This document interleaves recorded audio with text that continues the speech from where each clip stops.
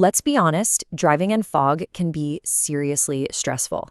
It can take a road you drive every single day and turn it into something completely unfamiliar and dangerous. But what if you could swap that anxiety for confidence? Well, that's exactly what we're going to dive into right now. The best safety tips to help you do just that. You know that feeling, right? 1 second, everything's fine, the road ahead is clear, and then, bam, it's like the world just disappears.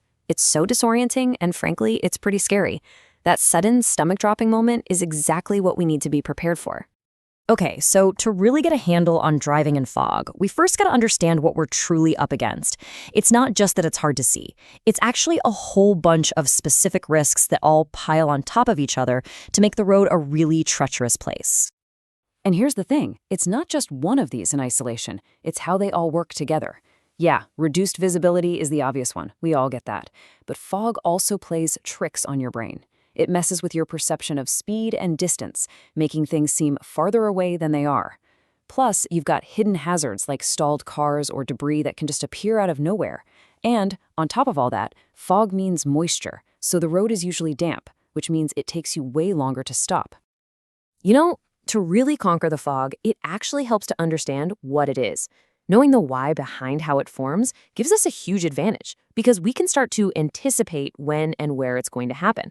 It's not just random. There's a real science to it. So what is fog? It's literally just a cloud that's sitting on the ground. That's it. When you drive into fog, you're driving through millions and millions of tiny suspended water droplets.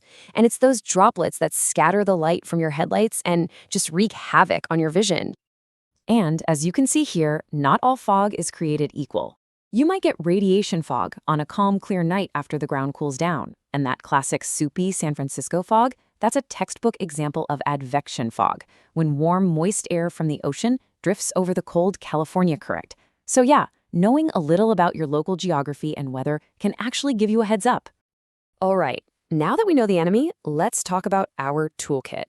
The single most powerful tool you have in your car to fight fog is your lighting system. But that's only if you know exactly how to use it, and maybe even more importantly, how not to use it. This right here is probably the biggest and most dangerous mistake drivers make. Your gut instinct tells you it's dark, I can't see, I need more light, right? So you flip on the high beams. But that is the worst thing you can do. Your high beams shoot light up and forward, and it just bounces off all those water droplets right back into your eyes. It creates this blinding wall of glare, and you can see even less than before. So key takeaway number 1, never, ever use your high beams in the fog. Now, fog lights, these are your secret weapon. They're specifically designed for this job. The front ones are mounted really low, and they throw a wide, flat beam of light underneath the fog to light up the actual road surface.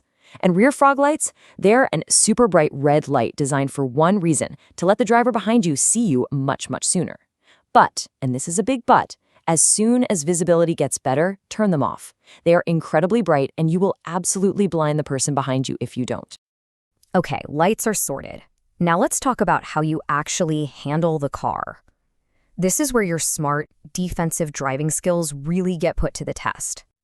If you only remember one thing about how fast to go, please make it this.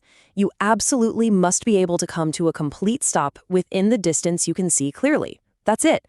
So if your visibility drops to just a few car lengths, your speed has to drop too. It's that simple, and it's that important. You know the normal 2 or 3 second rule for following distance? Yeah, throw that out the window. In fog, you need to give yourself a much bigger safety bubble, at least 5 seconds. And how do you do that? Just pick a stationary object ahead, like a road sign. When the car in front of you passes it, start counting slowly. 1 1,000, 2 1,000, up to 5. If you pass that sign before you hit 5, you are way, way too close. Back off. So what about the tech in our cars? Well, it can be a bit of a mixed bag. Your GPS? That's a helper. It can give you a heads up about a sharp turn that you literally can't see coming. But remember, it can't see a deer or a stopped car on the road. Cruise control, on the other hand, is a flat-out hazard. It makes you less engaged, and it stops you from making those tiny, constant adjustments to your speed that are crucial for staying safe. So just turn it off. Intersections are absolute danger zones in the fog, so you've got to slow way, way down. And here's a great pro tip. Crack your window open a bit. Your ears might pick up on an approaching car long before your eyes do. Use the solid white line on the right side of the road, the fog line, as your guide to stay in your lane. And when it comes to passing somebody, the advice couldn't be simpler. Just don't. The risk is off the charts. It's just not worth it. So we've talked about lights, we've talked about driving techniques, but sometimes the absolute smartest and bravest thing you can do in the fog is to just stop driving entirely. So picture this. You're out there and the fog just gets worse and worse until you can barely see the hood of your own car.